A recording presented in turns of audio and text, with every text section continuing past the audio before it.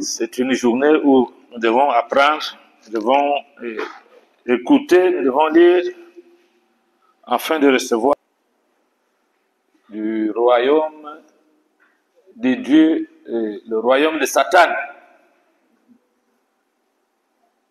Vous savez, on a parlé un peu plus ici du royaume des cieux et du royaume de Dieu.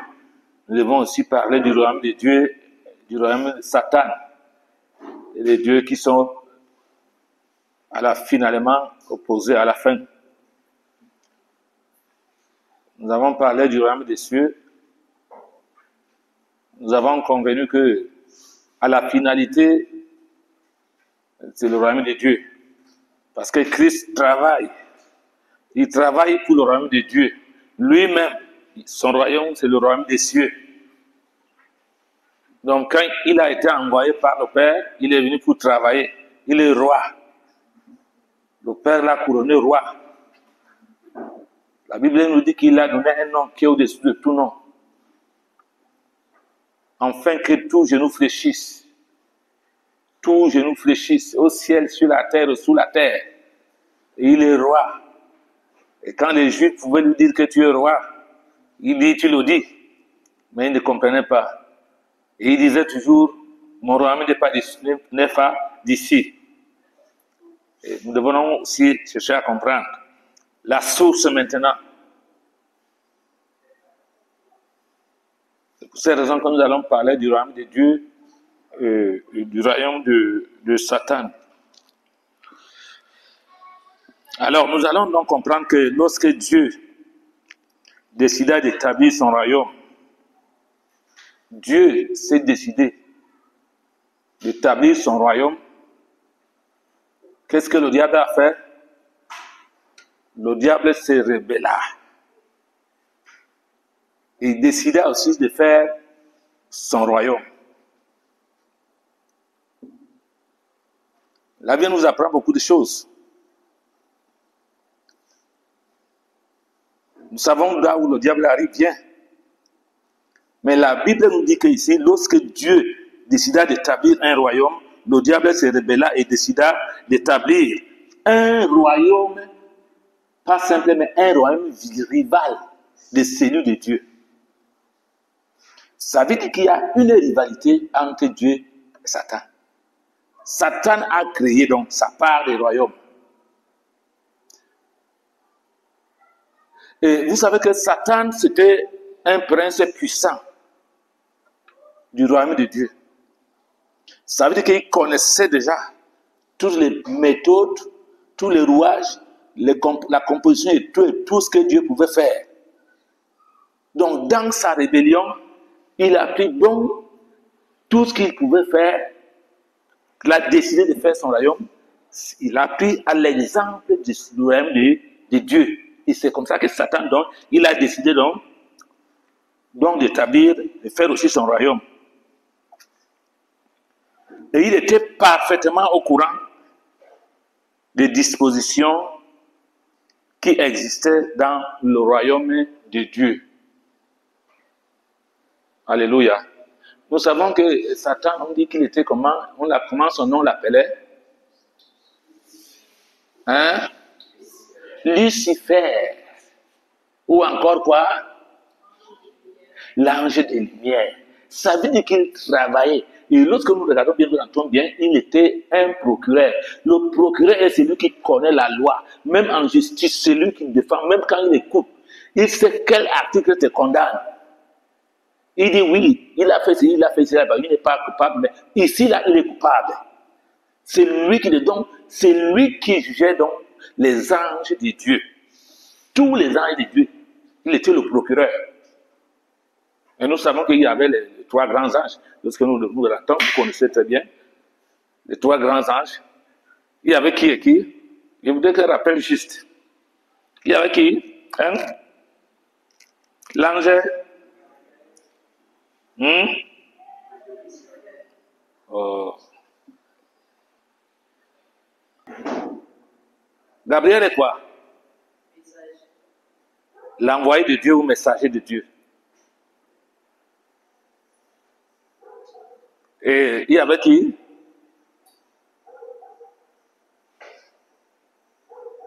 Michel, il était quoi? Hein?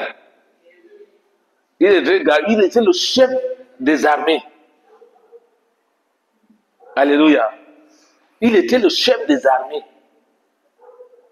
Et Lucifer était quoi? Procureur.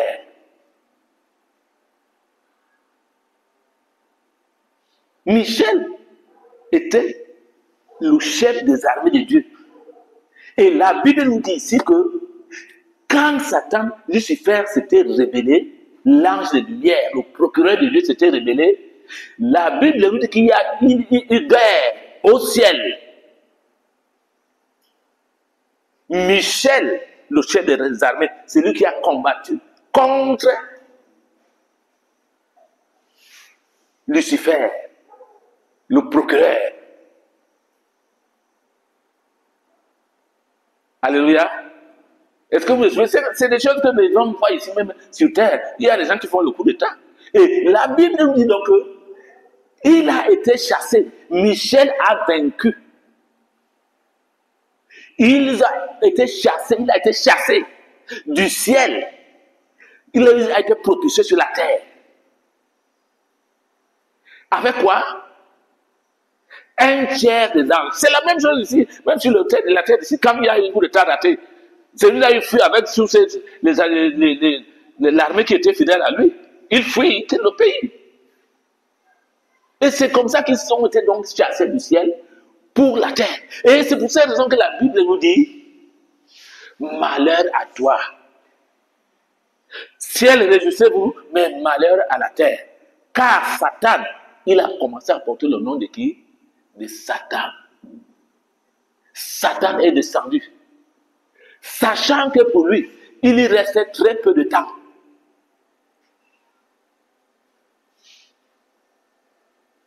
Et il est donc en train de faire tout et tout et tout maintenant pour que lui-même ne parte pas en affaire. Il a été enchaîné. Lisons un peu dans le livre de Jude.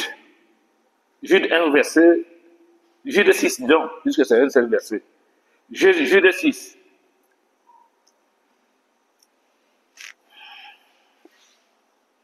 Jude 6.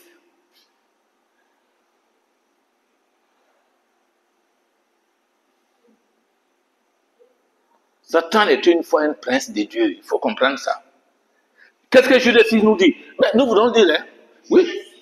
Il est écrit qu'il a réservé pour le jugement du grand jour, enchaîné éternellement par les ténèbres, les anges qui n'ont pas gardé leur dignité, mais qui ont abandonné leur corps humain.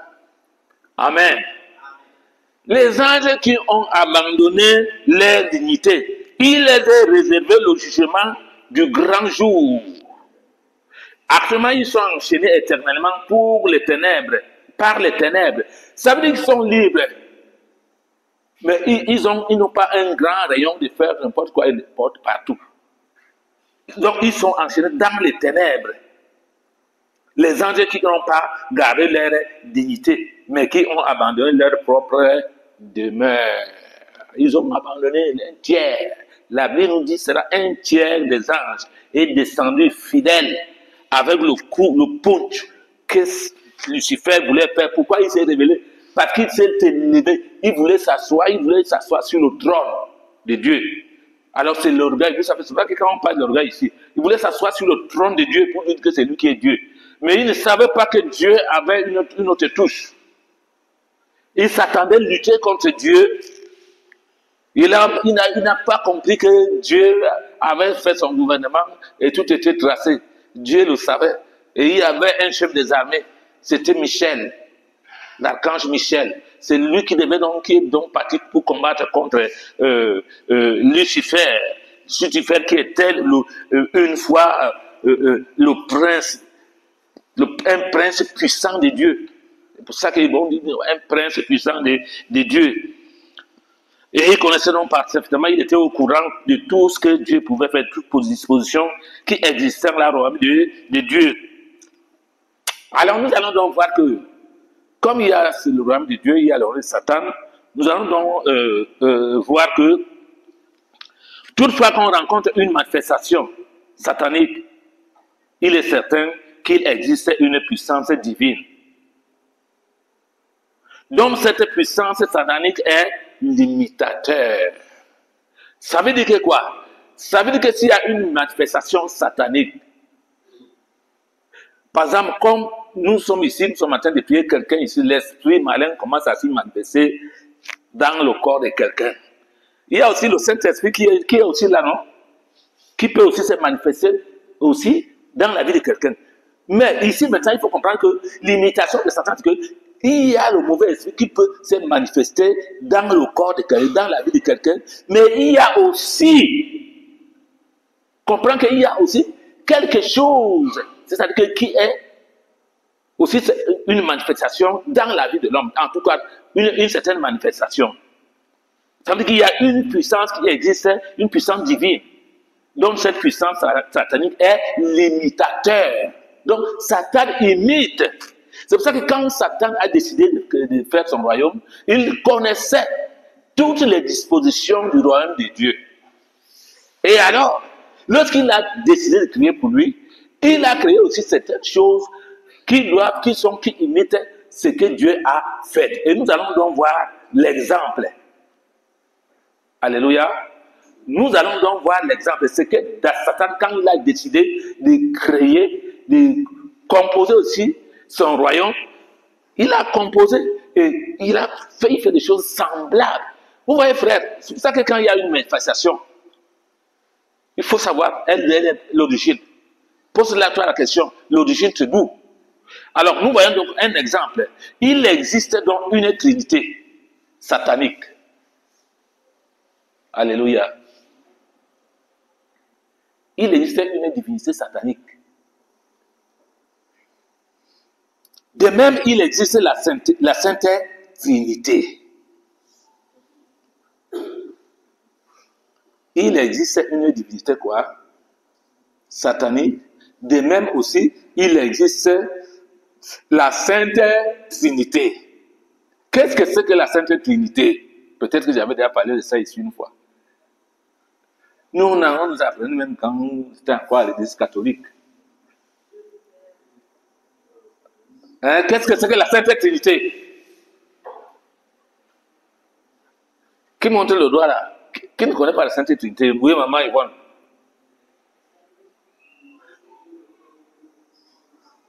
Très bien. La Sainte Trinité, ça va, tu as déjà cité, c'est le Père, le Fils, le Saint-Esprit. Et on nous apprenait autant là, on nous citait, on dit, la Sainte Trinité, c'est Dieu qui est à la fois un et en trois personnes. C'est pas philosophique, c'est pas la philosophie, la philosophie, n'est-ce pas? Il dit, la Sainte Trinité, c'est Dieu qui est à la fois un et en trois personnes. Donc, ces exemples, opposition. Nous avons un, le Saint-Esprit, qui est opposé à la chair. Ça, Dieu a le Saint-Esprit, Satan c'est la chair. Les œuvres de la chair sont opposées à celles de l'esprit. N'est-ce pas ça? La Bible nous dit ça, non? Le Saint-Esprit. Et nous connaissons les œuvres de la chair. Nous connaissons les œuvres de l'esprit. Les œuvres de la chair, c'est quoi? Les œuvres de la chair, c'est quoi? Hein? Oui, mon fils. Le querelle, oui. Il faut parler à haute voix. Le querelle, oui. Encore. On lève le doigt comme ça. Oui, non, on lève le doigt. C'est l'idolâtrie.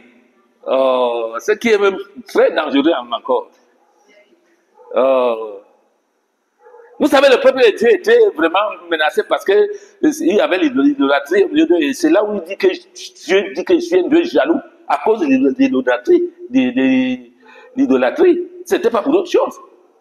L'idolâtrie, c'est dangereux. Parce que tu méconnais ton Dieu et tu commences à invoquer d'autres dieux.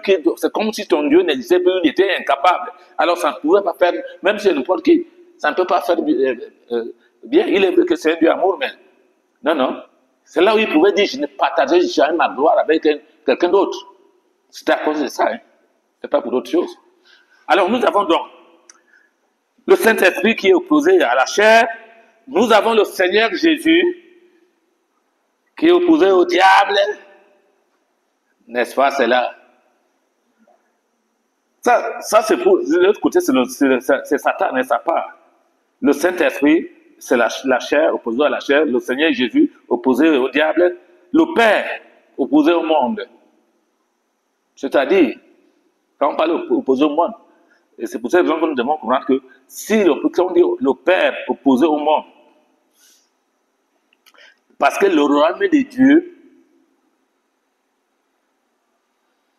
le royaume du Père, pardon, c'est le royaume des cieux. Il est le Seigneur du ciel. Parce que le royaume du Père, c'est le royaume des cieux. C'est pour cette raison qu'il disait que quand Jésus pouvait venir travailler ici, c'était tout ça pour le royaume de Dieu, qui est son Père. Alors, si c'est lui qui ne peut pas entrer dans le royaume des cieux, ne pourra jamais rentrer dans le royaume de Dieu. C'est vrai que nous connaissons, quand nous regardons bien le royaume de Dieu, nous disons que le royaume de Dieu existe. Ça n'a pas de commencement ni de fin, parce que c'est Dieu qui règne là. Bon, maintenant, c'est le royaume des cieux, ce qui appartient au royaume des cieux, qui entreront dans le royaume maintenant du Père. Ceux qui ne sont pas de Jésus vont rentrer dans le royaume de Satan, où Satan est le patron. Comprenez ça? Je parle même simplement. Mon français n'est même pas un gros français d'ailleurs. C'est un petit français que tout le monde peut comprendre. Et c'est bon. Alléluia. Donc, je disais donc, comprendre ça. Donc, les deux royaumes là, chacun travaille. Et nous allons voir que Satan aussi est organisé. Parce que le conflit est aussi grand. À cause de ces conflits, Satan est aussi organisé. De même que Dieu est organisé, Satan aussi s'organise. À cause de la grandeur, la gravité du conflit. Satan, en tant que chef de domination, il est aussi chef des autorités. Satan, on appelle le chef de quoi? De domination. Et donc l'armée de Satan est aussi organisée. De même que Lucifer, vous allez voir comment c'est organisé. Il y a aussi, avec Dieu, il y a les archanges, il y a les anges. Alléluia. Qui travaillent pour Dieu. Ça veut dire qu'il y a des grades au niveau de Dieu aussi. Les grands anges. Et les anges aussi. Oui. Donc chez Dieu, et Satan, qu'est-ce qu'il a fait? Il est venu donc composer sa part. Il y a ce qu'on appelle les dominations, les autorités, les principautés, les esprits méchants dans le lieu céleste.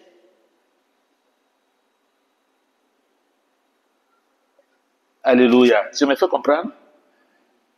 Alors, et Satan donc, en tant que chef de domination, il est aussi chef des autorités.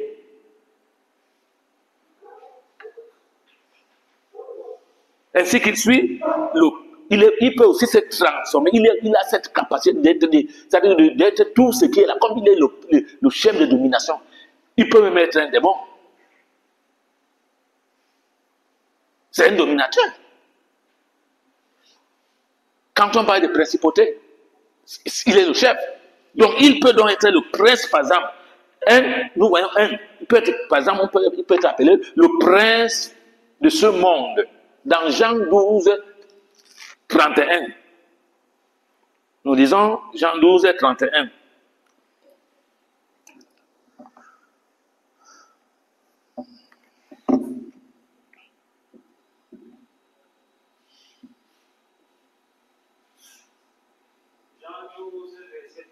Maintenant arrive le jugement de ce monde.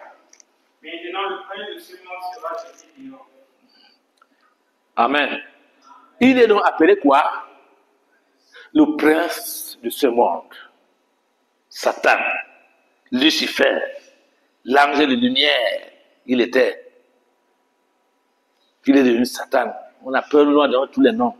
Le malin, le méchant, le rusé. 2. Le prince de l'air, Ephésiens 2:2.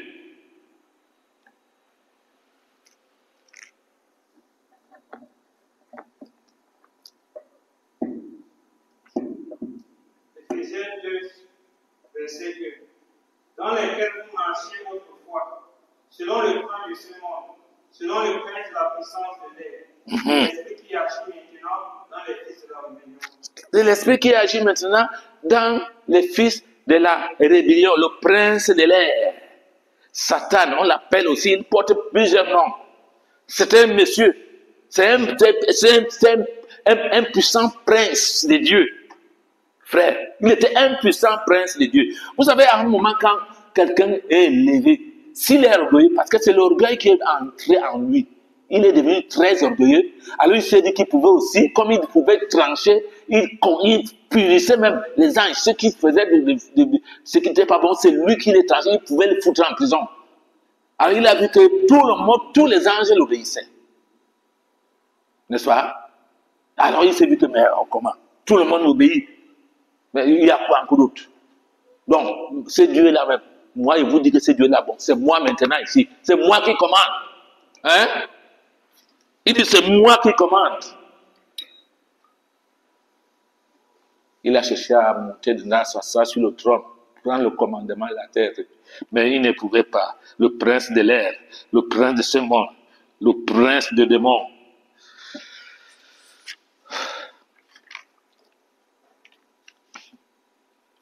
Il est aussi le prince des démons alors.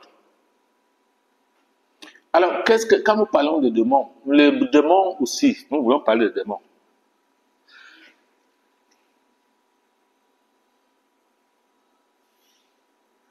Les démons font partie de l'armée de Satan. Les démons font partie de l'armée de Satan. Ils n'ont pas de corps. Et sont généralement invisibles.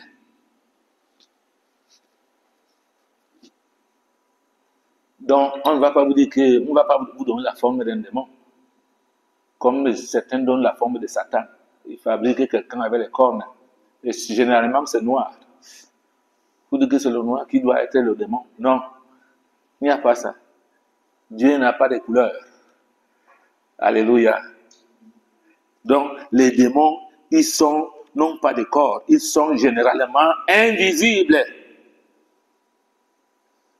Ils sont des personnes de même nature que les anges.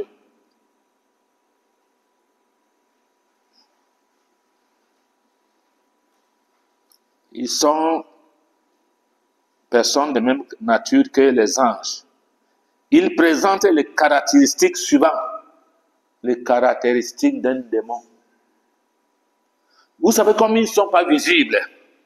On ne peut que voir au niveau des yeux, parce que ce qui est esprit, on ne peut voir qu'au niveau des yeux quand il y a une manifestation physique sur quelque chose. Alléluia. Vous savez, quand Jésus maudissait ces figuiers-là, quand il parlait, personne ne pouvait voir. Le constat, c'était qu'ils ont vu comment le figuier était en train de sécher. Alors, les caractéristiques, donc, en fait, la nature, ils ont la nature, ils présentent des caractéristiques suivantes. 1. Ils peuvent parler. Le démon parle.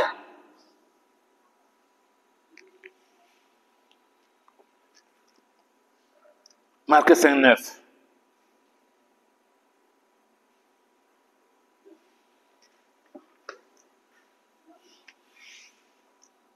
Marc 5:9. Marc 5:9. Et il lui demanda, Il lui demanda, quel est ton nom? quel est ton nom? Qui demanda ça? C'est Jésus, non? Il demanda à qui? Au démon, quel est ton nom? Oui, continue. Légion est mon nom. Légion est mon nom. Vous croyez que quand ce démon-là parlait, est-ce que ce démon-là, on le voyait? C'est la personne à laquelle le démon était qui... On voyait ça, comment il parlait. Il parlait de la part du démon. Légion est...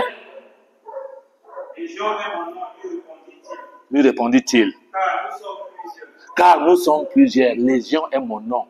Il ne pouvait pas donner le nom d'un seul, puisqu'ils étaient plusieurs. Il a décliné que je ne suis pas seul. Nous sommes plusieurs démons. Et leur nom, c'est démons.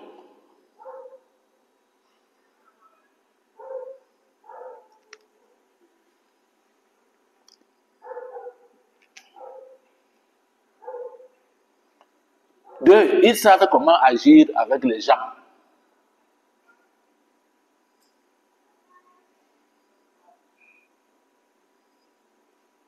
Marc 5:12.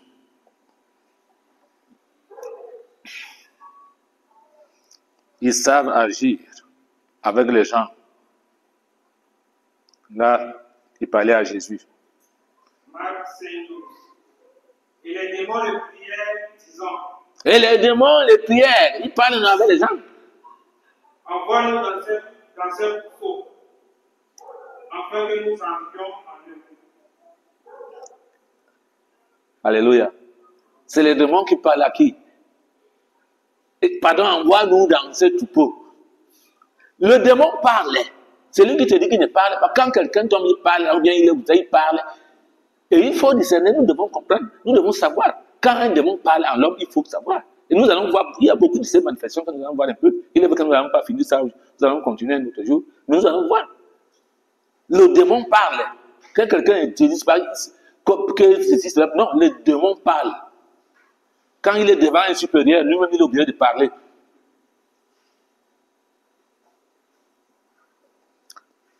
Alors, je disais donc, savent comment agir avec les gens. Troisièmement,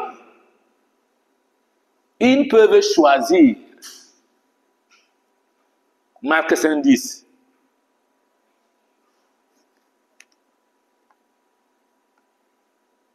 Marc 5:10.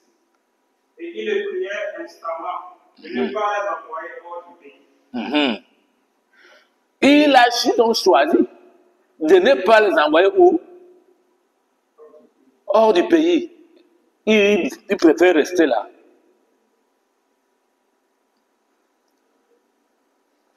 Quatrièmement, ils connaissent leurs destins futurs.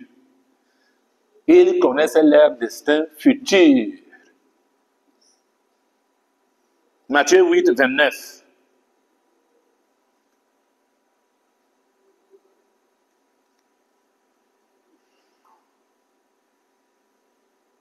Matthieu 8:29. Et voici, ils s'écrièrent. Que y a-t-il entre nous et toi? Qu'y a-t-il entre nous et toi? Fils de Dieu. Fils de Dieu, il reconnaissait que c'est le Fils de Dieu. Es-tu venu ici pour nous tourmenter? Avant le temps. Es-tu venu ici? Ça veut dire qu'ils connaissent leur destin futur. Tu viens nous tourmenter avant. Il y a un temps que nous serons tourmentés, comme là où nous avons vu la première lecture, là où le lieu est préparé pour ceux-là. Ils savent qu'ils sont là-bas. Ils vont partir là-bas. Et mais il dit à Jésus, mais qu'est-ce qu'il y a entre toi, nous, fils de Dieu? Est-ce qu'il est là, c'est le moment même de nous tourmenter? C'est fini. Le verset. Alléluia. Alors nous allons aussi voir généralement que, sans toutefois lire dans un verset biblique, selon ce que nous voyons sur le terrain, même dans les villages, dans le pays, dans le monde entier, ça s'est fait. Il y a des endroits où certains endroits où les démons habitent. C'est-à-dire qu'ils viennent se rassembler à certains endroits, là où ils viennent pour se rassembler. Ils restent là. Nous avons par exemple, je prends celui qu'ils sont venus habiter la légion, non? Le corps même de l'homme. Parfois, ils viennent habiter là, comme l'exemple que nous avons eu tout de suite. Ils viennent là habiter. Et la Bible nous enseigne même que quand un esprit sort, il part. Il va rester là-bas. Il trouve que là-bas, même il est comme ça, il n'a pas d'endroit là où il doit. Parce qu'un démon cherche à se placer toujours quelque part. Frère, ne vous en faites pas. C'est vrai qu'il y a les esprits errants des airs qui peuvent trouver dans lui. Ça, c'est des petits esprits qui viennent souvent troubler soit même les enfants, soit même les gens. Ça, c'est des petits esprits. Parce que Satan aussi a aussi son armée aussi. Il y a de l'ordre. Il y a les grands, il y a les moyens, il y a les petits, il y a les plus petits, il y a les zéros. Et chaque grade est soumis à son autorité. Il n'y a pas à dire que c'est cela. Et Satan, lui, tout ce qui travaille là, c'est pour lui qu'il travaille. Alors, nous voyons donc que nous avons les habitations des démons, là où ils viennent se loger, ils restent là, ils trouvent. Il y a aussi le corps, même, les hommes. Il y en a aussi les habitations, les maisons. Vous n'avez jamais appris que la maison est hantée. On dit que c'est hanté. Ça veut dire que ce sont ces esprits-là qui sont venus habiter, rester dans cette maison. Quand vous passez, vous entendez comment on tape les tuyaux là-dedans. Il y a aussi, il y en a plusieurs. En dehors de cela, il y a des forêts. Il y a des forêts hantées. N'est-ce pas? Et là où parfois nos parents de l'Est, ils appellent ça les forêts sacrées. C'est là qu'ils vont invoquer leurs démons. Ils partent rencontrer souvent leurs démons là-bas. Et je me rappelle, il y a une fois, à Montamaria, ma petite soeur qui s'est perdue dernièrement, il y a une petite forêt devant nous. C'est pour un homme de l'Est, c'est lui qui m'avait vendu le terrain. Elle est partie là, elle dit qu'elle va chercher le nietum au coq. La forêt là, la maison sont comme ça. Elle est entrée là.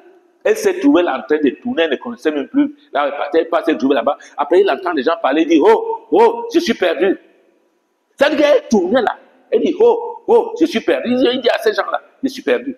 Oh, elle, c'est une petite forêt comme ça. Donc, il y a donc des endroits comme ça où les démons partent habiter. Ils restaient là, ils se retrouvent là. Ils vivent là.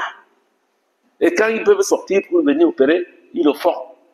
Et c'est pour cette raison que nous voyons que ici, l'homme la Bible parle dit que quand il sort, il était là, il sort. Quand il est chassé, il part là-bas. Il part errer là, il trouve que là-bas, il n'y a rien. Il dit, là où j'étais bien. Parce que c'est eux qui te donnent les ordres. Hein. Quand tu es possédé d'un démon, nous allons voir sa façon d'agir, la façon des démons d'agir en l'homme. Quand un démon est dans l'homme, qu'est-ce qu'il crée en lui? Sa manière d'agir n'est plus normale.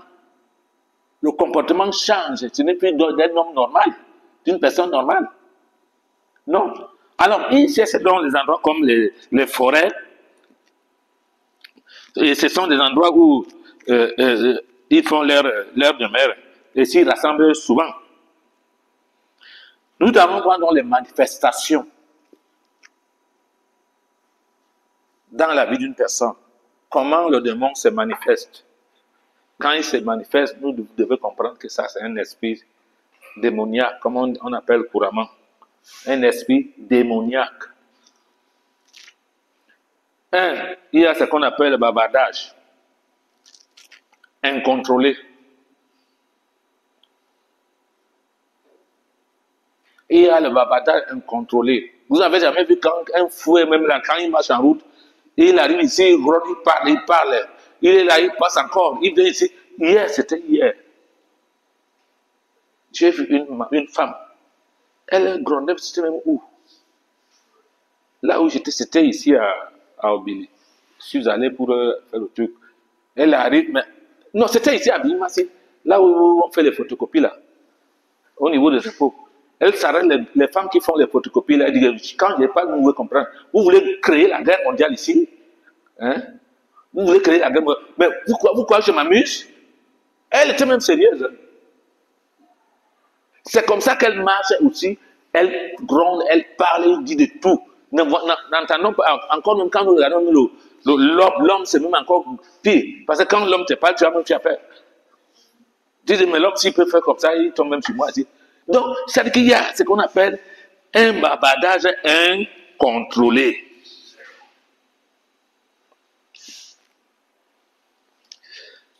Il y a aussi ce qu'on appelle la réserve. La réserve incontrôlée, faites tout, lui vous regarde, il ne dit rien. Il ne dit pas si c'est bon ou ce n'est pas bon, il ne dit rien. Ça veut dire qu'on peut se réserver, d'accord. Mais il y a quand la réserve est déjà incontrôlée, ça veut dire que ce n'est plus toi.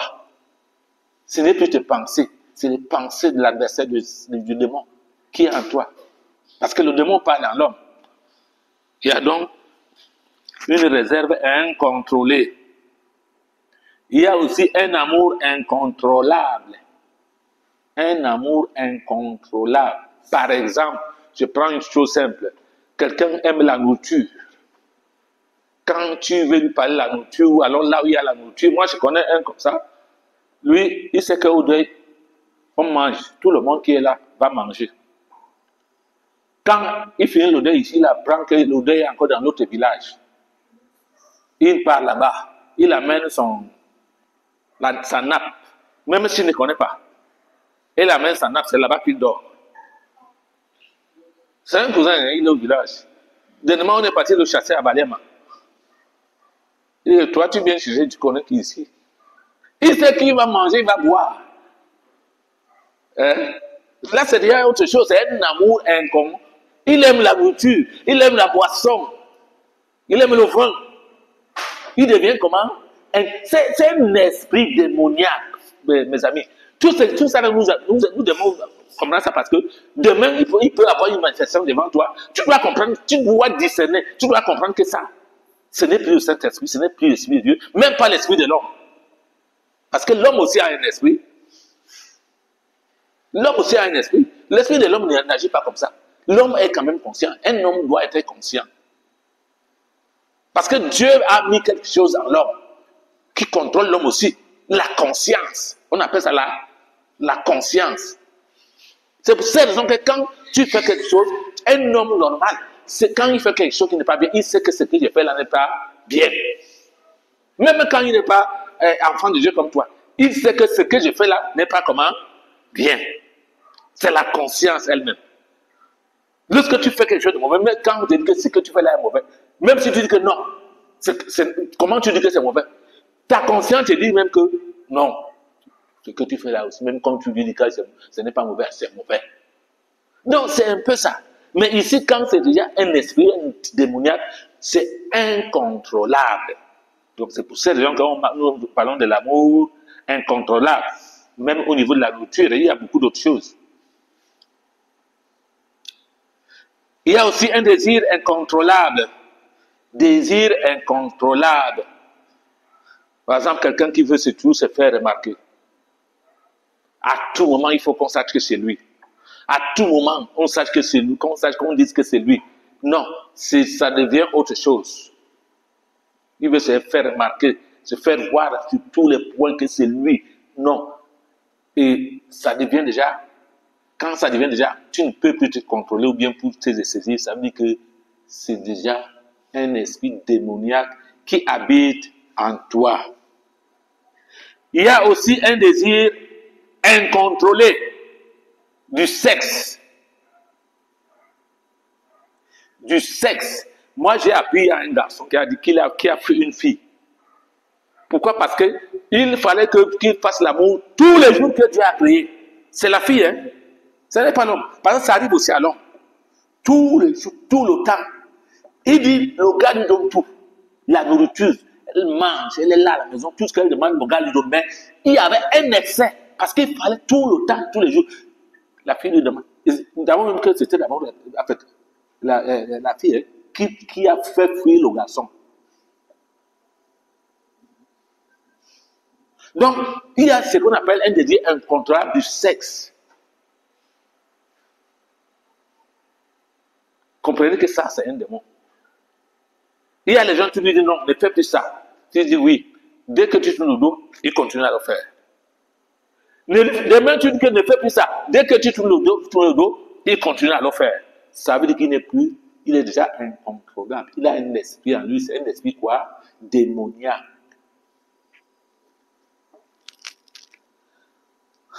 Alléluia. Nous avons parlé de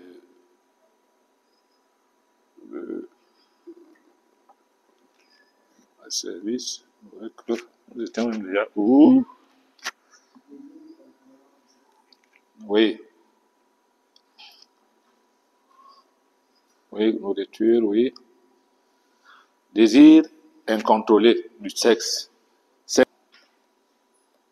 Il y a ce qu'on appelle la colère incontrôlable. Ça veut dire que quelqu'un, ça c'est le monde que nous parlons.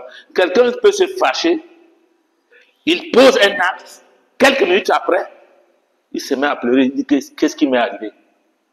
Ce n'est pas lui qui se contrôle. C'est pour cette raison qu'à un moment, cette chose-là, même sur les animaux, le démon peut les contrôler. Sur les animaux, tu as ton chat, tu as ton chien, il se met à te croquer subitement. Ça veut dire qu'il y a autre chose qui est déjà dans cet animal. Ton chat, tu es avec lui, mais il se mord facilement. Un chat ne mord pas facilement. Un chien peut griffer. Il y a parfois ces esprits-là qui se transforment comme les souris. Vous avez jamais appris que la souris est venue manger le doigt de quelqu'un? Oui.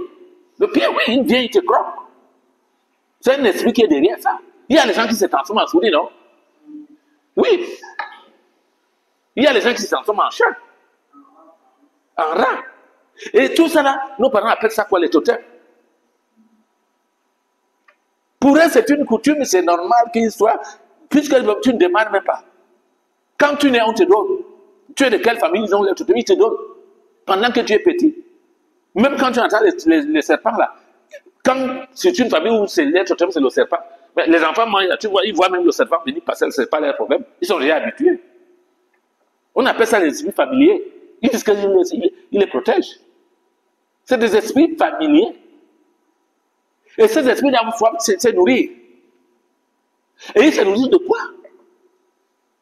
De sang. Parce que le serpent que vous entendez, c'est l'oignon aussi. Hein. Dans d'autres tribus, c'est l'oignon qu'on vient en plante. L'oignon là qui se déguise souvent en serpent. Et il faut souvent faire des sacrifices dessus. Il y a d'autres qui partent chaque fois quand c'est le temps, ils partent égorger le poulet dessus. Le sang, ils doivent se nourrir de ça. Ça, c'est des esprits. Les esprits des démons. Et ils agissent, frère. Ils agissent. Il y en a ceux qui se transforment en moustiques. Cet totem-là, le serpent. Parce qu'ils se nourrissent de sang, ils viennent pour boire le sang.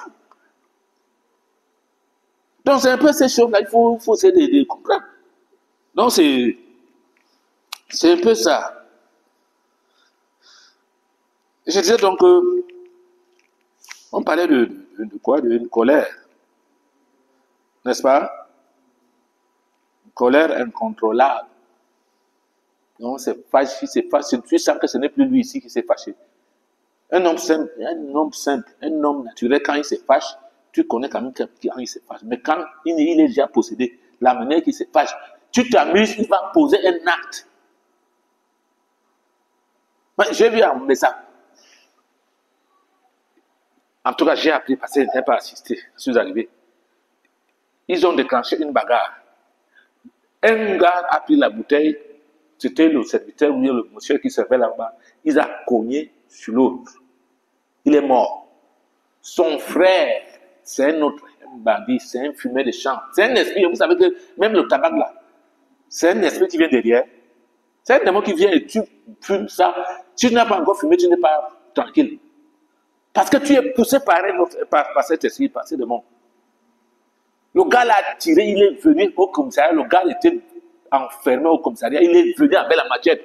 Le policier est entré sur la table. Il est parti devant la cellule. Il dit que sortez-moi le gars qui est ici. Il a commencé à donner les coups de machette sur la cellule. Le gars qui était là dedans, il dit hé, sauvez-moi.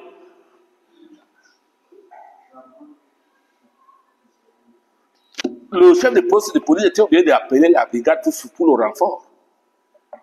Parce que même le policier est entré sur la table. Quand le gars est missionné avec sa machette. Donc, c'est des choses que, c'est des esprits. Lui, il s'en foutait même. Il disait même tirer même sur moi. Il était prêt. Il dit tirer même sur moi. Est-ce que ça fait quoi? Le chef de poste, il dit que tu sais que je suis là. Est-ce que c'était son problème? Donc, c'est qu'il est déjà emporté par un autre esprit. C'est pour cette raison que lorsque nous marchons, frère, vous avez dit, il faut discerner certaines choses. Il y a certaines choses, quand quelqu'un, tu le vois même, tu peux comprendre que c'est lui-ci, ce n'est plus lui-même. S'il te dit que ne fais plus ceci, quitte, il faut quitter. Parce qu'il va agir, ce n'est plus lui qui agit. C'est un peu cela. Donc, la colère, c'est quelque chose de pas bien. Donc, il y en a aussi ceux qui ont une capacité incontrôlable de mentir. S'il n'a pas encore menti, il ne dort pas, il n'est pas content. Il ment comme il respire, comme on dit souvent. Ça, c'est des esprits, c'est les démons qui poussent à mentir. Vous savez que le père du mensonge, c'est qui? C'est le diable. C'est le diable qui est le père du mensonge. Donc, ils ont une capacité de mentir à un niveau que personne, eux-mêmes ne peuvent pas se contrôler. Ils mentent. C'est quand ils mentent qu'ils sont à l'aise. Ça, c'est une manifestation. S'il n'a pas encore menti, il n'est pas content. Il doit mentir. Donc, ils ont cette capacité aussi, cette capacité incontrôlable de mentir. Nous allons au 7e. Il y a ce qu'on appelle attachement incontrôlable au surnaturel. Attachement incontrôlable au surnaturel. Vous savez, il y a l'exemple, il y a les gens qui vont de sorcier en sorcier. C'est-à-dire que les sorciers, ils ne se contrôlent plus. Par exemple, ceux qui sont les sorciers, ils doivent sortir chaque jour. Chaque jour, il doit sortir pour aller faire la sorcellerie. Il y a ceux qui vont de marabout en marabout. Le matin, il était là, il avait mal au ventre. Il part voir le marabout, il donne quelque chose, ça calme. À midi, il a déjà mal aux yeux. Il rentre chez le marabout, ça lui donne, ça lui calme. Le soir, il a mal à la tête. C'est-à-dire que chaque fois, c'est-à-dire qu'il va toujours, et chaque fois qu'il y a quelque chose qui se passe un peu chez lui ou dans la maison, il court voir le marabout. C'est-à-dire qu'ils ont un attachement incontrôlable à ce qui concerne le surnaturel. Il va visiter le marabout, il dit, mais regarde-moi un peu là, est-ce que c'est quoi, qu'est-ce qui se passe? Donc, pour qu'il lui dise que ou tu vas mourir, ou tu vas vivre, ou bien c'est tel qui t'a fait quelque chose. Donc, il y a donc, ça veut dire que quand quelqu'un, ça devient incontrôlable. Ça veut dire que tu ne peux plus te contrôler. Tu as un attachement sur ça. Ça veut dire que sans ça, tu ne peux pas rester tranquille. C'est pour ça qu'il y a certaines personnes qui visitent le marabout. Il est ici, chez ce marabout-ci. On lui dit qu'il y a un autre qui est puissant là-bas, il couille déjà là-bas. On lui dit qu'il y a un autre là-bas, chose. Il y avait la femme de mon grand frère, elle faisait ça. Elle allait jusqu'à Gaoundéré, machin, tout ça, là, les endroits là où il y a un endroit où on appelle quoi ici là. Elle partait là-bas pour visiter quoi? Le marabout. Oui. C'est un attachement incontrôlable sur des choses surnaturelles. Parce que ce que tu ne peux pas voir toi-même, on appelle ça les choses de l'esprit. Ils ont besoin. C'est pour ça que les gens qui vont voir, il y a des gens, jusqu'aujourd'hui même les gens qui viennent écouter la parole de Dieu. Il y a des gens que s'il n'y a pas un prophète pour lui dire que, comme tu vois là, il y a telle chose qui s'est passé, il ne reste pas dans l'église là. Et regardez un peu. L'homme a besoin toujours de ça. C'est-à-dire que, regardez, vous allez voir, là où on dit qu'il y a les prophètes qui prophétisent, qui vont dire cela, tout le monde presque va là-bas. Il dit tout le monde presque va.